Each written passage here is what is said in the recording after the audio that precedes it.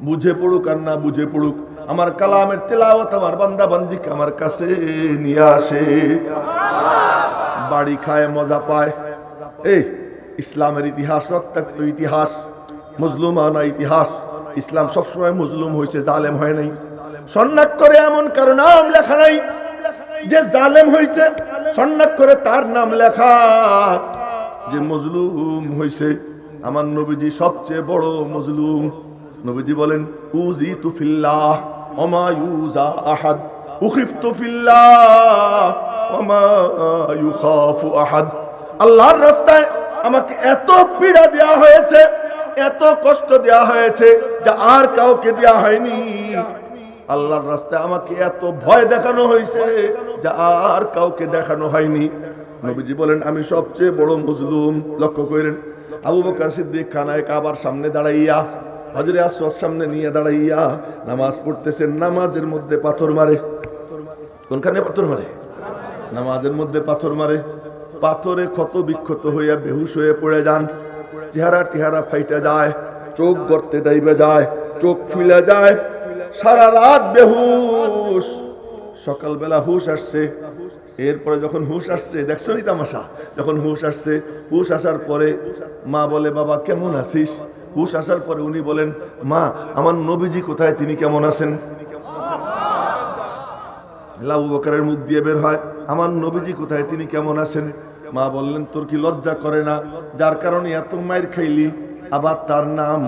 মা ওই কথা বাদ দাও, আগে বলো না তিনি কোথায় কেমন আছেন। তো একজন বলে কি, হযরত ওমরের বোন, আমি জানি কোথায় আছেন। বলে কোথায়? মাদ্রাসায় আছেন। কোন মাদ্রাসায়? দারে আরকামে। কোন বালাখানায় না, শুনেন ভালো করে, কোন বালাখানায় না। কোথায় আছেন? মাদ্রাসায় আছেন। মাদ্রাসায় আছেন। আবু বকর বলে কি, একদম সুসা করি। সুসা চেনেন নি আপনারা? সুসা একেবারে কাতর ভাবে বলে, আমার একটু নিয়ে চলো না, আমি একবার তার চেহারা দেখবো, আমার একটু নিয়ে চলো। এক হাত মার কাঁধে দিছেন, এক হাত উম্মে জামিলের কাঁধে দিছেন, দুইজনের কাঁধে দুই হাত, পায়ে ভর দিতে পারেন না, পা ছেড়ছাড়াইয়া টাইনা টাইনা নবীজির দরওয়াজায় গেছেন। দূরে দাঁড়াইয়া পূর্ণিমার চাঁদ আবু বকর দেখতে পায়, মুখে মুস্কি মুস্কি হাসি, চোখে আনন্দের অশ্রু। দাঁড়াইয়া সালাম দিছেন, আসসালামু আলাইকা ইয়া রাসূলুল্লাহ। নবীজি সালামের জবাব দিয়ে তাকাইছেন বন্ধুর চেহারার দিকে। কত বিক্ষত চেহারা দেখা নবীজির কলিজা ফাইটা দুই চোখ দিয়ে পানি পড়তে আরম্ভ হয়ে যায়। ওই যে পানি পড়া শুরু হয়, আর সঙ্গে সঙ্গে নবীজি একটা চিৎকার দিছেন, আল্লাহ। বলেন না একবার আল্লাহ। ডাকের সময় ডাক দিতে হয়, শুধু দোয়া করলে কাম হয় না, সময় মতো ডাক দিতে হয়। সময়ের 1 ফোঁড় অসময়ের 10 ফোঁড়, তবুও কিন্তু সমান হয় না, সময় মতো ডাক দিতে হয়। নবীজি তখন ডাক দিছেন, আল্লাহ। আর সে আজিমের খুঁটি নইড়া উঠে। মালিক বলে, কি দোস্ত এমন করুন ডাক? নবীজি বলেন, মালিক আমার আবু বকর মায়ের খাইছে, এই মায়ের খাইতো না। বলে, এই মায়ের না খাইলে তো তুমি ডাকও দিতা না। সুবহানাল্লাহ, সুবহানাল্লাহ। এই মার না খাইলে তুমি তো এমন ডাকও দিতা না। এমন ডাকটা তোমার পক্ষ থেকে আসার জন্য আবু বকরের আমি মায়ের খাওয়াইছি। আবু বকর তো ওই আবু বকর যে আবু বকরের সামনে দাঁড়াইলে নবীজি আমি আপনি আয়নায় যেমন আমার আপনার চেহারা দেখতে পাই, আবু বকরের সামনে দাঁড়াইলে নবীজি আবু বকরের মধ্যে নিজেরই দেখতে পাইতেন। ছোট্ট এক হাদিস শুনাইতেছি বুখারী শরীফের। নবীজি গেছেন সালিশ বৈঠকে, এই আর একদিকে চাওয়া যাবে না, একদম টাইট হয়ে সোজা হয়ে এইদিকে চাইয়ে দিতে, এটাই সুন্নাত, এটাই সুন্নাত। এরকম করলে আমার কথা কইতে ভালো লাগবে না? সুর ভালো না, গলা ভালো না, এটা তো আমি জানি, আপনারাও জানেন। আব্দুর রহিম আল মাদানী আসতেছে, তখন তো আসলে সব স্বাদ পূর্ণ করবেন। এখন একটু মানে কড়া কথা শোনেন না। তো বলতেছিলাম আবু বকরের সাথে নবীর সম্পর্ক কেমন? এ ভাইয়েরা কান খুলে শুনে, কেমন সম্পর্ক? নবীজি গেছেন সালিশ বৈঠকে। সালিশ বৈঠকে গেছেন, বেলাল আযান দিছে, নামাজের টাইম হয়ে গেছে, জামাতের সময় হয়ে যায়, নবীজি আসেন না। আচ্ছা একটু ডিলে হোক, 15 মিনিট 20 মিনিট আধা ঘন্টা ডিলে হোক না, নবীজি আসতেছেন না। এখন বেলাল কয়, আবু বকর জি, নবীজি আসতে দেরি হইতেছে, যান নামাজ পড়ান। বেলালও বোঝে যে নবীজি না থাকলে নামাজ পড়াইতে কারে বলা যায়? বেলাল ওইটা বলছে, যান নামাজ পড়া। আবু বকর কয় চুপ, বেশি মাত বড় হয়ে গেছিস তুই। নবীজির মেহরাবে আমি গিয়ে দাঁড়াবো, তুই কি মনে করছিস? চুপ কর। বেলাল কিছুক্ষণ চুপচাপ থাকছে, দেখে দেরি হয়ে গেছে, নবীজি আসেন না। আবু বকর বললাম না যাইতে যান। হায় সুবহানাল্লাহ, কি পাওয়ার বেলালের! বললাম না যাইতে যান, নামাজ পড়ান। আবু বকর কয় কি না রে, তুই চুপ কর। আবু বকর তো বেলালের জখমে পট্টি লাগাইছে। উমাইয়া যখন মারছে, ওই মারার পরে বেলাল রে আইনা নিজে হাতে পট্টি লাগাইছেন, আজাদ করছেন, সুস্থ করছেন। এরপরে বলছেন সাইয়্যিদুনা বেলাল, আমাদের সর্দার বেলাল, উম্মতের সর্দার, উম্মতের শ্রেষ্ঠ ব্যক্তি আবু বকর, সেই গোলামকে বলতেছে সাইয়্যিদুনা বেলাল, আমাদের সর্দার বেলাল। ওই বেলাল, সেই বেলালকে আজকে বেলালের পাওয়ার কত! বেলাল কইতেছে আবু বকর যান নামাজ পড়ান।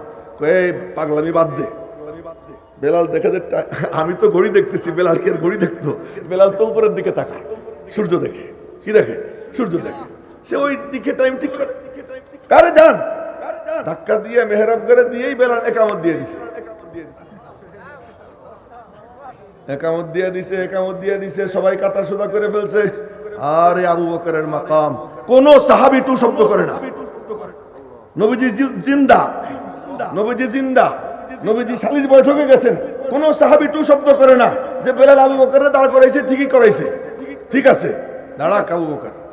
আবু বকর আল্লাহু আকবার বলে ইমামত শুরু করে দিয়েছেন। ইমামত শুরু করে দিয়েছেন, এর মধ্যে নবীজি চলে আসছে। আল্লাহ পাক দেখাইতেছেন খেলা। নবীজি এসে গেছেন, নবীজি এসে গেছেন। আমি এখানে ঢুকছি, আজকের কথা না, এটা হলো গতকালকের কথা বলতেছি। গতকাল ওই মানে পাবনার কাশীনাথপুর থেকে রওনা দিয়া আমি এসে পড়ছি ময়মনসিংহের মুক্তাগাছা। ওখানে ছিল এক মাহফিল আর দুইটা ছিল কিশোরগঞ্জ। তো ওখানে গিয়া আমি বলছি আমার আগে দিয়ে দাও, তা আমি গিয়ে স্টেজের পিছনে বসে দিচ্ছি। সভাপতি উনি যে মাইক নিয়ে বলতেছে যে মাওলানা ইয়াহিয়া মাহমুদ সাহেব উনি আইসে গেছেন, স্টেজে উনি আসলেই বক্তার বয়ান শেষ হবে। আমি কিন্তু ওনার পিছনে বসা। এই গতকালকে তাজা ঘটনা বলতেছি, আমি ওনার পিছনে বসা। তো বলতেছে উনি আসলেই মুফতি সাহেবের বয়ান শেষ, তারপরে উনি বয়ান করবেন। আমি বললাম যে আমি আইসে গেছি। উনি পিছনের দিকে ফিরে দেখে, আমি ওনার পিছনে বসা। আমি যে আইসি কেউ টেরি পাই নাই, ঘোষক টের পাইতেছেন, আমি তার কাছে বসা। আমার নবীজি যখন কোথাও যাইতেন, আমার গল্প শোনানোর জন্য না, এইটা বোঝানোর জন্য বলছি। আমার নবীজি যখন কোথাও যাইতেন, কোন ঘরে ঢুকতেন, তো নবীজির চেহারা, কপাল, নাক এর আলোর ঝলকানিতে পুরো হল রুম আলো ঝলমল হয়ে যেত। তো নবীজি আসছেন, তো নবীজি যখন মসজিদে ঢুকছেন, কোনো মোবাইলের রিংটোনের আওয়াজও আমার কানে কেউ দিবেন না, মেহেরবানি করে সব রিংটোন বন্ধ করেন। তো ঢুকছেন, পুরো মসজিদ আলো ঝলমল হয়ে গেছে। এখন সবাই টের পাইছে, এখন এমন করে, দেখছেন তো আমার দিকে, সাহাবীর পেছন থেকে এমন করে, মানে আবু বকরের কয় আবু বকর তোমার ইমামত শেষ। নবীজি আইসে গেছেন, তোমার ইমামত শেষ। আবু বকর উনি তো সাধারণ নতুন সাহাবী যারা দেখবেন, নতুন মুসল্লি যারা নামাজে দাঁড়া এদিক তাকায় ওদিক তাকায়, এখনো তো সে পরিপক্ক হয় নাই, না পরিপক্ক হয়নি। একজন নামাজে দাঁড়াইছে, ফোন আইছে, এটা হলো ইসের মক্কা শরীফ মদিনা শরীফের ওইদিকে। তো ফোন রিসিভ করে আনাফিস সালাহ বাদাস সালাহ কাল্লিম, আমি নামাজে আসি, নামাজের পরে কথা কস। আমার নামাজ পড়তেছে, তার নামাজ কি হয় না, ভাঙে না। এই যে সিস্টেম, যারা নতুন মুসল্লি, অনেক মুসল্লিরা দেখছি যে নামাজে দাঁড়াইছে, এখনো দেখি এদিক তাকাইতেছে ওদিক তাকাইতেছে, তার নামাজের কোনো ক্ষতি হয় না, নামাজ খুব শক্তিশালী। এরকম আছে কেউ কেউ। তো তখনকার নতুন যারা কেবল মুসলমান হয়েছেন, এনাদের মধ্যে এরকম এদিক ওদিক তাকানো, কানা ইয়ালতাফিতু, ইলতিফাত করতেন, এদিক ওদিক তাকাইতেন। কিন্তু কানা আবু বকর লা ইয়ালতাফিতু, হাদিসে ওনার ব্যাপারে এই বাক্য আসছে, উনি কখনো নামাজের মধ্যে সামান্যতম ডাইন বামে ওনার চোখ যাইতো না, স্থির হয়ে উনি নামাজ পড়তেছেন। কিন্তু যখন শুনতেছেন এই আওয়াজ, আবু বকর সিদ্দিক কেমন করে, চোখের কোনা দিয়ে ঘাড়ের উপর দিয়ে। আর নবীজিরে তো দেখা যাইতো কেমন, যে মানুষের মধ্যে যখন যাইতেন তো লোকজনের ভিতরে ওইখানে নবীজি আছেন, কিন্তু নবীজির মাথা সবার উপরে থাকতো। সুবহানাল্লাহ, বুঝি এমন করে হয়, মাথা সবার উপরে থাকতো। তো আবু বকর এরকম চোখের কোণা দিয়ে তাকাইছেন, নবীজিকে দেখতে পাইছেন। দেখতে পাইয়া এখন পিছনের দিকে আসা শুরু করছেন। নবীজি বলতেছেন, নামাজ তুমিই পড়াও, নামাজ তুমিই পড়াও। মনে মনে বলতেছেন, তুমি আর আমি তো একই, থাকো তুমি ওখানে, থাকো তুমি ওখানে। আবু বকর সিদ্দিকরে নবীজি থাকতে বলতেছেন। আবু বকর দুই হাত উপরের দিকে উঠা, দুই হাত উপরের দিকে উঠা, আর আলহামদুলিল্লাহ, নবীজি যে আমার থাকতে বলছেন এতেই আল্লাহর শুকর। আবু বকর পিছনে চলে আসেন, নবীজি গিয়ে ইমামত করেন, সালাম ফিরিয়ে বলতেছেন, তোমার না থাকতে কইলাম, তোমার না থাকতে বললাম, তুমি থাকলে না কেন, নামাজ পড়ালে না কেন? কয় যে আমার জন্য সাজে না। তো বলতেছিলাম যে বেলাল রে ধমক দিলেন না, ধমক দিচ্ছেন কারে? আবু বকর, আবু বকর ধমক দিচ্ছেন। তো আবু বকর রাদিয়াল্লাহু তাআলা আনহু বলতেছেন কি, আমার মেহরাবে, আমার মিম্বরে আমি থাকতে দাঁড়াইতে পারলে একমাত্র তুমি দাঁড়াইতে পারো, তো তুমি নামাজ পড়ালে না কেন? বলছিলাম আবু বকর আর নবীজি দুইজন এক ও অভিন্ন, আল্লাহর কসম। শুধু বেশ কম এতটুকু, আবু বকর নবী নন, আর নবীজির সাথে আবু বকরের কোনো পার্থক্য, শুধু এতটুকু যে তিনি কি নন, নবী নন। এই জন্য নবী আর সিদ্দিকের মধ্যে বেশ কম, ওলামা একরাম মনে রাখবো কথা, সবাই মনে রাখবো, নবী আর সিদ্দিকের মধ্যে বেশ কম হলো 19-20, 15-20 না, 19-20। আবু বকর ঠিক ওই গুণের অধিকারী যে গুণ নবীজির ছিল। শুধু এতটুক, নবীজির ডাইরেক্ট কানেকশন, ওনার ডাইরেক্ট কানেকশন নাই। ওনার সিনে আসতো, নবীজির কলবে আসার পরে নবীজির সিনায় যা আসতো ওইটা পুরোটা আবু বকরের সিনায় জমা হয়ে যেত। এ হলো কি সিদ্দিক। সেই সিদ্দিকের চেহারা ক্ষত বিক্ষত, নবীজির কলবে কেমন কষ্ট লাগছে। ওই সময় ডাক দিছেন, আল্লাহ বলেন না একবার, আল্লাহ। तेरे महबूब की यारब शबाहत लेके आया हो, हकीकत तू उसको कर दे, मैं तो सूरत लेके आया हो। মালিক, বিপদে পড়ে তোমার মাহবুব তোমারে ডাক দিছিল, হাদিসে শুনলাম, শোনার পর আমিও তোমাকে ডাক দিচ্ছি, আল্লাহ। আল্লাহ পাক বলেন, মাহবুব কি ব্যাপার? মালিক, আমার আবু বকর মায়ের খাইছে, ক্ষত বিক্ষত তার চেহারা। এ মায়ের খাইতো না যদি মুসলমানরা শক্তিশালী হইতো। আল্লাহ পাক বলেন, দোস্ত তুমি কি চাও? মুসলমানদেরকে শক্তিশালী বানাইয়া দাও। কি কি চাও? কি কি করলে শক্তিশালী হবে? আল্লাহ আবু জেহেল বা ওমর দুইজনের একজনকে মুসলমান বানাইয়া দাও। রব্বুল আলামিনের পক্ষ থেকে মেসেজ আসে, মাহবুব আমি জানি তোমার মনে মনে চাও ওমর চলে আসুক, আবু জেহেলকে তুমি অত পছন্দ করো না, তো তোমার যারে পছন্দ আমি মাওলা তাকে তোমার কাছে হাদিয়া পাঠাইয়া দিলাম। ওমর আইসা যায়। ওমর যখন আইসা গেছেন, এই জন্য যখন দিনই জলসা হয় খুশিতে বলতে হয় আলহামদুলিল্লাহ, খুশিতে বলতে হয় আল্লাহু আকবার। মুসলমানদের বড় মিলন মেলা, খুশি হয়ে বলতে হয় আল্লাহু আকবার, খুশি হয়ে বলতে হয় আলহামদুলিল্লাহ। ওই যে যখন ওমর এসে গেছে, আসার পরে আমার দিকে দেখেন নবীজি এরকম টান দিছেন চাদর ধইরা, এ ওমর আমা আনা লাকা আনতা শাহাদা আল্লাহ ইলাহা ইল্লাল্লাহ, আশহাদু আল্লা ইলাহা ইল্লাল্লাহ বলার সময় কি তোমার এখনো হয়নি? ওমর বললেন, সময় না হইলে কি আমি আসতাম না, সময় না হইলে কি আমি আসতাম। আর যায় কোথায়? ওমর বলে, আশহাদু আল্লা ইলাহা ইল্লাল্লাহ ওয়া আশহাদু আন্নাকা রাসূলুল্লাহ। বলার সাথে সাথে খুশিতে নবীজি বলে উঠছেন আল্লাহু আকবার। নবীজি আল্লাহু আকবার বলে উঠছেন, দারে আরকামের সব সাহাবীরা বলে উঠছেন আল্লাহু আকবার। আর বলতে না বলতে জিবরাইল এসে হাজির। জিবরাইল এসে বলতেছে, দোস্ত খুব খুশি দেখা যায়। নবীদের সাথে তুই তুকারির সম্পর্ক ছিল, তুই তুকারি, তুমি আমি তুই তুই, এই সম্পর্ক ছিল জিবরাইলের সাথে। এত ঘনিষ্ঠ বন্ধুত্ব। ছোট্ট একটা কথা বলি বুঝবেন। আম্মা জান আয়েশা সিদ্দিকের সাথে এক চাদরের নিচে নবীজি শোয়া, জিবরাইল এসে দরজায় কড়া নাড়ে, আসসালামু আলাইকা ইয়া মুহাম্মদ। নবীজি বলতেন, কি একটু বাইরে আসেন, কথা আছে। এমন সম্পর্ক কার সাথে? নবীজির সাথে হযরত জিবরাইলের। দোস্ত উঠেন না, শুয়ে থাকেন। ওই শুয়ে রেখা কানে কানে কথা কই আসছে। এমন সম্পর্ক জিবরাইলের সাথে কার? জনাবে মুহাম্মদুর রাসূলুল্লাহ সাল্লাল্লাহু আলাইহি ওয়াসাল্লাম। নূহ আলাইহিস সালাম 950 বছরের মধ্যে জিবরাইলের সাক্ষাৎ পেয়েছেন 5 বার। আমার নবীজি জিবরাইলের সাক্ষাৎ পেয়েছেন 23 বছরের মধ্যে 24,000 বার। এমন সম্পর্ক।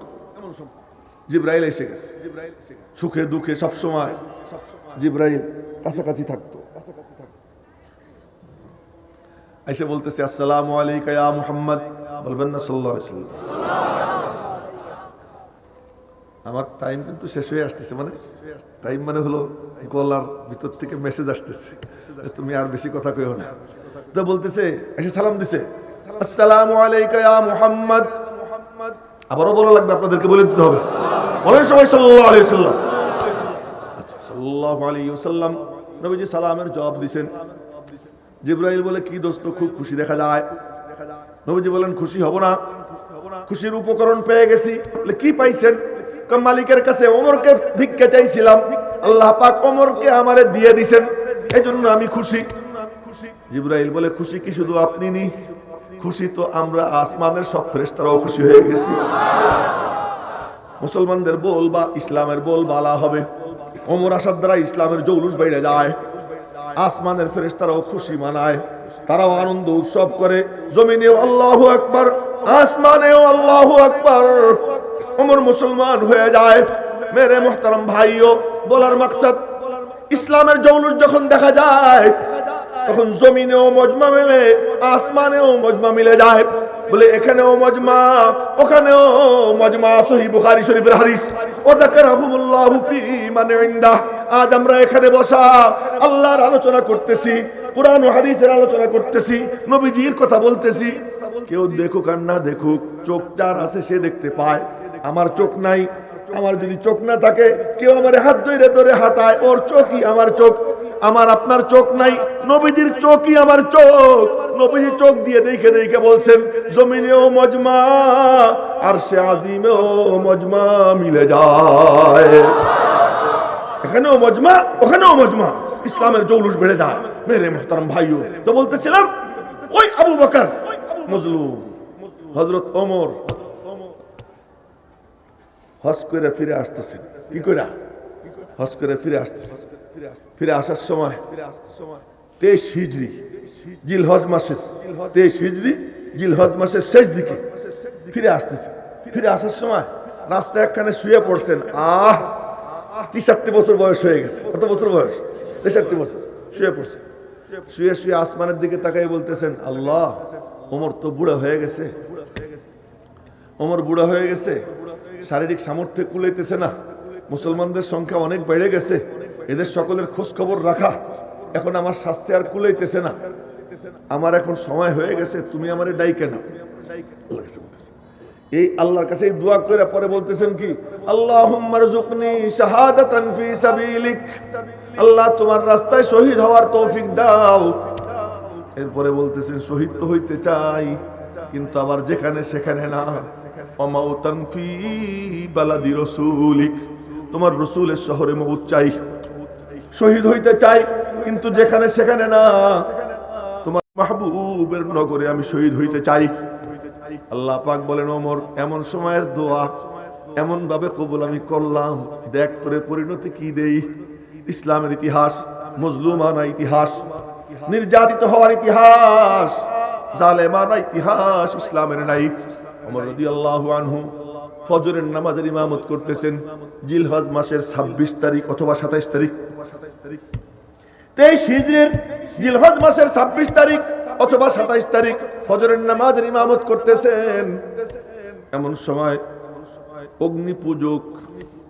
অগ্নিপূজক ফাইরুজ, আবু লুলু ফাইরুজ নামক এক গোলাম, মুগীরা ইবনে শুবা রাদিয়াল্লাহু আনহুর গোলাম আবু লুলু ফাইরুজ, দুই পাশেই ধার, যেটাকে উর্দুতে বলে দোধারি। এই দোধারি খঞ্জর, ওই দোধারি খঞ্জর পাঞ্জাবির নিচে লুকাইয়া নিয়ে গেছে, আর ওইটা নিয়া সামনের কাতারে দাঁড়াইছে, ওত পাইতেছিল, ওত পেতেছিল। উনি যখন নামাজের ইমামত শুরু করছেন, সঙ্গে সঙ্গে নবীজির মেহরাবে দাঁড়ানো অবস্থায়, নামাজের ইমামতরত অবস্থায় হযরত ওমরকে খঞ্জর দিয়ে আঘাত করে, 6টা আঘাত করে, 6 আঘাতে হযরত ওমরের পাজর পেট কাইটা অভিক্ষত হয়ে যায়, ওখানে পড়ে গেছেন। কিন্তু বলতেছেন নবীজির রেখে যাওয়ার নামাজ ইন্তেকালের আগে বলে গেছেন আসসালাত ওয়া মা মালাকাত আইমানুকুম, খবরদার নামাজের দিকে লক্ষ্য রেখো, নামাজ নষ্ট হইতে দিও না। ওমর মনে মনে বলেন আমি যাই গেলাম কিন্তু নামাজের জন্য ক্ষতি না হয়। ইশারা দিলেন আব্দুর রহমান আইসব, আব্দুর রহমান ইবনে আউফ হযরত ওমরকে ওখান থেকে একটু সরাই রেখা জীবনের সবচেয়ে ছোট সূরা দিয়া, এত ছোট সূরা দিয়া আর কখনো নামাজ হয় নাই। ওই দিন সবচেয়ে ছোট সূরা দিয়া হযরত আব্দুর রহমান ইবনে আউফ ফজরের নামাজ 2 রাকাতের ইমামত কইরা এরপরে হযরত ওমরকে নিয়া যান। দুধ দিছেন মুখের মধ্যে, দুধ পেট দিয়ে বের হয়ে গেছে। যখন দুধ পেট দিয়ে বের হয়ে গেছে তখন বুঝতে পারলেন উনি আর বাঁচবেন না, উনি শহীদ হয়ে যাবেন। হযরত ওমর জিজ্ঞেস করলেন আমারে কে মারছে রে, আমারে কে মারছে? অগ্নি পূজক আবু লুলু। বলেন আলহামদুলিল্লাহ, কোন মুসলমান আল্লাহর বান্দার হাত আমার রক্তে রঞ্জিত হয় নাই, অগ্নি পূজকের হাত আমার রক্তে রঞ্জিত হয়েছে। আল্লাহ পাকের শুকুর। হযরত ওমর মজলুম, হযরত উসমান কথা এসে গেছে তাই বলতেছি। হযরত উসমান গনি রাদিয়াল্লাহু তাআলা আনহু মুসলমানদের জন্য কি না করছেন, কি না করছেন। তবুকের যুদ্ধের সময় একটা উট মানে একটা সাজোয়া যান, একটা সামরিক ট্রাক, এরকম 600 উট দিছেন, 600 সাজোয়া যান দিছেন, সমস্ত মাল সামান দিছেন।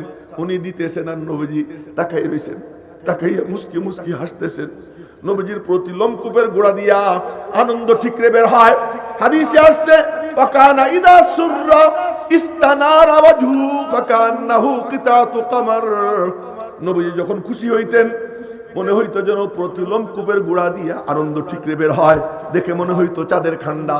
তো নবীজি খুশি হইয়া বললেন এই তোরা জান্নাতি মানুষ দেখবি? সাহাবায়ে কেরাম বললেন ইয়া রাসূলুল্লাহ কে? আমার উসমানের দিকে তাকাও। উসমানের দিকে তাকাইছে, আমার উসমানের দিকে তাকাও। এই উসমান গনি রাদিয়াল্লাহু তাআলা আনহু নবীজি বললেন যে মদিনার মানুষের পানি খাইতে খুব কষ্ট হইতেছে, একটু মিঠা পানির কুয়া দরকার। উসমান গনি নিজের টাকা দিয়া, সম্পূর্ণ নিজের টাকা দিয়া মিষ্টি পানির কুয়া কিনা বললেন মুসলমানদের জন্য ওয়াকফ করে দিলাম। এরকম একটা দুইটা না, হাজারো ঘটনা আছে হযরত উসমান গনির। মুসলমানদের জন্য কি না করছে।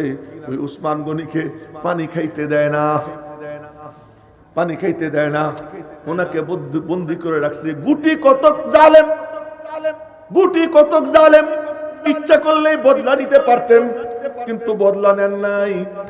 যখন জান্নাতের সুসংবাদ পাইছেন নবীজি বলছেন ইদান লাহু ওয়া বাশশিরহু বিল জান্নাহ আলা বালওয়া তুসিবুহু। উসমানকে আসতে বলো, তাকে জান্নাতের সুসংবাদ দাও, কিছু বিপদ আপদের মুখোমুখি হবে এই শর্তে। হযরত উসমান বললেন আল্লাহুম্মা সাবরা, আল্লাহ সবরের তৌফিক দাও। এই উসমান গনি রাদিয়াল্লাহু তাআলা আনহু তিনি বসে বসে কোরআন শরীফ পড়েন, ওরা পানি খাইতে দেয় না। উনি এরকম বলেন এই পানি আমি নিজে কিনে দিছিলাম না? কাহা সেই পানির থেকে আমার একটু খাবার দিবি না? না। আচ্ছা ঠিক আছে, না দিলি আল্লাহর হাওয়ালা। আবার বসে বসে কোরআন শরীফ পড়েন। মালিক বলেন তুই কোরআন শরীফ পড়তে থাক, তুই কোরআন শরীফ পড়তে থাক, এই কোরআন দিয়ে আমি তোর পেট ভরাই দেব, এ দিয়ে তোর তৃষ্ণা আমি নিবারণ করে দেব। হযরত উসমান গনি রাদিয়াল্লাহু তাআলা আনহু বসে বসে হাতে লেখা কোরআন শরীফ, বড় কোরআন শরীফ, এই বড় কোরআন শরীফ খুলে কোরআনে কারিমে তিলাওয়াত করেন। হাসান হুসাইন বীর পুরুষ ছিলেন, দুইজন গেছেন, খালু চাচ্চু কি, ওরা তো মাত্র কয়েকটা বান্দর। সাংঘাতিক বীর পুরুষ ছিলেন হাসান হুসাইন। হ্যাঁ, এক একজন 50 জন 100 জনের জন্য ওনারা এক একজন যথেষ্ট ছিলেন, এটা কোনো ব্যাপার ছিল না। আর সাইয়্যিদ বংশের ওইরকম একটা পাওয়ার ছিল ভিতরে। তো ওনারা বললেন চাচ্চু অনুমতি দেন ওদেরকে দমন করি। না তোরা যা যা, কিছু করা লাগবে না। হযরত আলী দেখছেন যে আমার দুই ছেলে গিয়া ওনারে বলে আর উনি ওদের দুইজনকে সরাই দিতেছেন।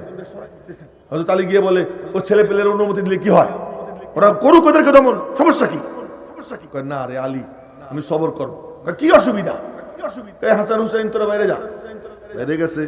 হযরত আলী রে বলতেছেন আলী আমি কোরআন শরীফ পড়তে পড়তে তন্দ্রা এসে গেছে, তন্দ্রা এসে যায়, সামান্য ঘুম এসে যায়। ওই ঘুমের মধ্যে আমি স্বপ্নে দেখি নবীজিকে, নবীজির সঙ্গে আমার দেখা হয়ে যায়, নবীজির সঙ্গে দেখা হয়, নবীজির সাথে আমার কথা হয়েছে। নবীজি কি বলছেন জানো নি? বলে কি বলছেন? উসমান আমি জানি তুমি বড় নির্যাতিত অবস্থায় আছো, মজলুম অবস্থায় আছো, তোমাকে চতুর্দিক থেকে বেষ্টন করে রাখছে, তোমার জন্য পানি বন্ধ করে দিছে, সব আমি জানি। তুমি যদি চাও আমি বদদুয়া করে দেই, ওরা সব ধ্বংস হয়ে যাবে। আর যদি তুমি চাও তবে সবর করো, আমি জানি আজ তুমি রোজা আছো, তাহলে আমি তোমার জন্য ইফতারের আয়োজন করি, আমি তোমার জন্য ইফতারের আয়োজন করতেছি, সন্ধ্যাবেলায় তুমি আমার সাথে ইফতার করো। হযরত উসমান বলেন আমি বলছি ইয়া রাসূলুল্লাহ আমি আপনার সঙ্গে ইফতার করব। নবীজি আমার বুকে হাত দিয়া আদর করে দিয়েছেন, আচ্ছা যাও। এখনো আমি আমার বুকের মধ্যে নবীজির হাতের শীতলতা অনুভব করতেছি। উসমান গনি বলতেছেন নবীজির হাতের শীতলতা আমি আমার বুকে অনুভব করতেছি। আলী দুনিয়া কিয়ামত হয়ে যাইতে পারে, কিন্তু আমার মাহবুবের সঙ্গে আমার বিকাল বেলার ইফতার কেউ ঠেকাইতে পারবে না। আমি বিকাল বেলা নবীজির সঙ্গে ইফতার করব। আসরের নামাজ পড়ে হযরত উসমান গনি কোরআনে কারীম খুলে তিলাওয়াত করতেছেন, মারামারি করতে যান নাই, অস্ত্র হাতে ময়দানে নামেন নাই, কোরআনে কারীম খুলে তিলাওয়াত করতেছেন। পিছন থেকে এক কমিনা ঢুকছে দেয়াল ভেদ করে, দুইটা পিছন থেকে খঞ্জর অথবা বর্ষা মারে। খঞ্জর এইটাই বেশিরভাগ ইতিহাসের কিতাবে পাওয়া যায়, খঞ্জর মারে, ওই খঞ্জর সিনা দিয়ে বের হয়, ফিনকি দিয়ে রক্ত ঝরে, রক্ত গিয়ে কোথায় পড়ে জানেন? আর কোন জায়গায় না, আল্লাহ পাকের কালাম কোরআন শরীফ প্রথম পারার 20 পৃষ্ঠায়, প্রথম পারার 20 পৃষ্ঠার মাঝামাঝি আয়াত ফাসায়াকফিকাহুমুল্লাহ, ফাসায়াকফিকাহুমুল্লাহ। উসমান তোর কোনো কিছু করা লাগবে না, তোর পক্ষ থেকে ওদের মোকাবেলায় আমি আল্লাহ যথেষ্ট হয়ে যাব, আমি আল্লাহ তোর হয়ে ওদের মোকাবেলা করব। ফাসায়াকফিকাহুমুল্লাহ। এই আয়াতের উপরে রক্ত গিয়ে ফিনকি দিয়ে পড়ে, ছিটে গিয়ে পড়ে। হযরত উসমান গনি পড়ে গেছেন, বিবির কোলে না, সন্তানের কোলে না, বাপের কোলে না, মায়ের কোলে না, কোন বন্ধুর কোলে না, উসমান গনি পড়ছেন কোরআনে কারীমের কোলে। কোরআন শরীফ উসমানকে জড়াইয়ে ধরে, উসমান কোরআনকে জড়াইয়ে ধরছেন, কোরআন উসমানকে জড়াইয়ে ধরে, উসমান কোরআনকে জড়াইয়ে ধরছেন। মেরে মোহতারাম ভাইও, ইসলামের ইতিহাস মজলুমানা ইতিহাস। হযরত আলী রাদিয়াল্লাহু তাআলা আনহুর লাশই খুঁজে পাওয়া যায় নাই, ওনার কবরও কেউ বলতে পারে না কবর কোথায়। ইসলামের ইতিহাস মজলুমানা ইতিহাস। হযরত হাসান রাদিয়াল্লাহু তাআলা আনহুকে বিষ দিয়ে শহীদ করা হয়, ইসলামের ইতিহাস মজলুমানা ইতিহাস। হযরত হুসাইন রাদিয়াল্লাহু তাআলা আনহুকে শুধু মারছে তাই না, গলা কাইটা মস্তক দেহ থেকে বিচ্ছিন্ন কইরা তীরের উপরে বর্ষার উপরে উঁচু করে রাখে। এরপরে ঘোড়া দিয়া হযরত হুসাইন রাদিয়াল্লাহু আনহু দেহকে মাড়ায়, দেহকে পিষে। ইসলামের ইতিহাস মজলুমানা ইতিহাস। সাঈদ ইবনে মুসাইয়াব রাহিমাহুল্লাহু তাআলা, তার উপরে হাজ্জাজ ইবনে ইউসুফের নিষ্ঠুর নির্মম নির্যাতন চলে। ওই নির্যাতন যখন চলে, উনি একটা কথাও বলতেন না মুখ দিয়া, কোরআনে কারীমের আয়াত তিলাওয়াত করতেন, কিবলার দিকে মুখ, কিবলার দিকে মুখ দিয়া শোয়া। ওনার উপরে নির্যাতন করে, উনি কোনো কথা বলেন না, হয় তাসবিহ পড়েন নইলে কোরআনে কারীমের আয়াত তিলাওয়াত করেন। এক পর্যায়ে হাজ্জাজ বলে ওর মুখ ঘুরাই দে কিবলার দিক থেকে। মুখ যখন ঘুরাই দিছে, হাজ্জাজ ইবনে ইউসুফ মুখ ঘুরাই দেওয়ার পর সাঈদ ইবনে মুসাইয়াব বলেন আইনামা তুয়াল্লু ফাসাম্মা ওয়াজহুল্লাহ, আইনামা তুয়াল্লু ফাসাম্মা ওয়াজহুল্লাহ, যেদিকেই ঘোরো সেদিকেই আমার আল্লাহ। সাঈদ ইবনে মুসাইয়াবকে মারতে মারতে ওখানে শহীদ করে দেয়। হযরত ইমামে আযম আবু হানিফাকে বলে কাজী হও, উনি বলেন আমি হব না। কেন হব না? তোমার গোলামি করব না, কাজী হইতে গেলে তোমার হুকুম মতো চলতে হবে, কেসে রায় দিতে গিয়া কোরআন হাদিসের অবমাননা হবে, আমি তোমার মতো বাদশার অধীনে কাজী হব না। নির্যাতন চালায়, হইতে হবে। জেলখানায় ঢুকাইছে, ঢুকাও যে আমার কোনো সমস্যা নাই, মালিক আমার সঙ্গে আছেন। उल्फत में बराबर है वफा हो के जफा हो, उल्फत में बराबर है वफा हो के जफा हो, हर चीज में लज्जत है अगर दिल में मजा हो। মনে রাখবেন ভালো কইরা, কথা আজকে শেষ করতে পারবো না। যে কথা বলতেছিলাম, ইসলামের ইতিহাস মজলুমানা ইতিহাস। জালেম ইসলামের কোন হিরো একজনও পাবেন না। একেবারে শুরু থেকে আজ পর্যন্ত তালাশ করেন, জালেম হইছে আর স্বর্ণাক্ষরে তার নাম লেখা এমন একজন কেউ পাওয়া যাবে না যাদের নাম স্বর্ণাক্ষরে লেখা। সব মজলুম। ইমামে আজম আবু হানিফা রাহমাতুল্লাহ আলাইহি জেলখানায় নির্যাতন করে, উনি বলেন উহ আহ বলেন না। এরপরে একদিন জেলখানার মধ্যে বলেন মালিক আর কত, আর কত, এবার ডাইকে নাও। আল্লাহ পাকের কদমে সিজদায় পড়ছেন। মালিক কয় ঠিক আছে, আর ওদের নির্যাতন তো সহ্য করতে হবে না। আল্লাহ পাক কোলে কইরা জান্নাতে নিয়ে যায় ওই সিজদার মধ্যে।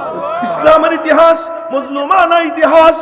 ইমাম আহমদ ইবনে হাম্বল রাহমাতুল্লাহি আলাইহি ওই নিষ্ঠুর নির্যাতনের শিকার হয়। চাবুক দিয়ে বাড়ি মারে, চামড়া উঠে যায়, টপটপাইয়া রক্ত পড়ে। মজা লাগে, বলে কি মজা? মালিকের সাথে সম্পর্ক হয়ে গেছে, ঘুমাইলেই তারে স্বপ্নে দেখি, কোনো সমস্যা নাই। তোমরাও যদি আল্লাহর জন্য মায়ের খাও, আল্লাহর জন্য যদি কষ্ট স্বীকার করো, কোরআনে কারীমের জন্য যদি মায়ের খাও, মালিকের সঙ্গে যদি লিঙ্ক হয়ে যায়, আর কি চাই? আর কিচ্ছু চাই না। মজলুম হওয়ার সিদ্ধান্ত নাও, আমি মজলুম হব। মজলুম হওয়ার পর ওই জুলুমের উপরে আল্লাহ পাকের রহমতের নজর পড়ে যায়। আল্লাহ কয় তুই রক্ত দিবি, আমি মওলা দিন জিন্দা করে দিব। এই রক্ত আল্লাহ পাক কখনো বৃথা যাইতে দেন না। মেরে মুহতারাম ভাইও, কথা অনেক দূর চলে গেছে, তো বলতেছিলাম ইসলামের ইতিহাস মজলুমানা ইতিহাস। ওই মজলুমানা ইতিহাসের এক ঝলক হলো এই মাদ্রাসা। ওই মজলুমানা ইতিহাসের এক ঝলক এই মাদ্রাসা। এই মাদ্রাসাও বড় মজলুম হওয়ার পরে মাদ্রাসা হইছে। উলামা ইকরামের তাজা রক্তে ময়দান লাল হয়ে যায়, বুকের তাজা রক্তে। এই ইতিহাস অন্য কোন সময়ের জন্য জমা রাখলাম, আবার যখন দেখা হবে তখন বলবো। ময়দান লাল হয়ে যায়, ওই পবিত্র রক্ত মাওলা পাকের দৃষ্টি আকর্ষণ করে, রব্বুল আলামিনের ফয়সালা হয়। তোরা যখন মজলুম হইলি, দেখ আমি দিন কেমনে চিন্তা করি। আল্লাহ পাক ইলহাম পাঠাইছেন, যা ডালিম গাছতলায় মাদ্রাসা কায়েম কর। একজন উস্তাদ মোল্লা মাহমুদ, একজন ছাত্র মাহমুদ হাসান। উস্তাদ ছাত্র দুইজন, উপরে কোনো ছাদ নাই, নিচে কোনো ভবন নাই। উপরে কোনো ছাদ নাই, নিচে কোনো ভবন নাই। দুই ছাত্র দিয়ে মাদ্রাসা শুরু হয়। আর আজ ওখান থেকে আলো ছড়াইয়া সারা দুনিয়ার এমন কোন শহর নগর নাই যেখানে মাওলা পাকের কালামের তিলাওয়াত হয় না। এমন কোন জায়গা নাই যেখানে আল্লাহু আকবার ধ্বনিত হয় না। এই মাদ্রাসা কি করছে? বলে মাদ্রাসা কি করে না? তুমি যে মানুষ, মাদ্রাসার অবদান। তুমি যে মুসলমান, মাদ্রাসার অবদান। তোমার মুখে যদি দাড়ি থাকে, মাদ্রাসার অবদান। মিথ্যা বলা যদি তুমি ঘৃণা করো, মাদ্রাসার অবদান। সুদ যদি হারাম মনে করো, মাদ্রাসার অবদান। নারীর উপরে নির্যাতন, এটা যদি খারাপ মনে করো, মাদ্রাসার অবদান। পিতা মাতার সামনে আদবের সাথে বসতে হবে, তাদের সাথে মহব্বত আদবের সম্পর্ক রাখতে হবে, এটা যদি তোমার মনে থাকে, এটা মাদ্রাসার অবদান। খোঁজ নিয়ে দেখবা, আজ যদি কোনো একজন অফিসার পাওয়া যায় যে ঘুষ খায় না, তালাশ করে দেখবা কোনো না কোনো আলেমের সাথে সম্পর্ক, না হলে তাবলীগ জামাতের সাথে সম্পর্ক। কেউ সুদ খায় না, ঘুষ খায় না, এটা মাদ্রাসার অবদান। মেরে মুহতারাম ভাইও, আজ যতটুকু স্বস্তি, শান্তি, নিরাপত্তা, সততা, আমানতদারি যা কিছু আছে, বেহায়াপনা, বেলেল্লাপনা থেকে মুক্ত যদি কয়জন মানুষ থেকে থাকে, এই মাদ্রাসার অবদান, এই অবদানের আলোচনা অন্য কোনো দিনের জন্য জমা রাখলাম। আল্লাহ পাক রব্বুল আলামিন আমাদেরকে বুঝবার তৌফিক দান করেন।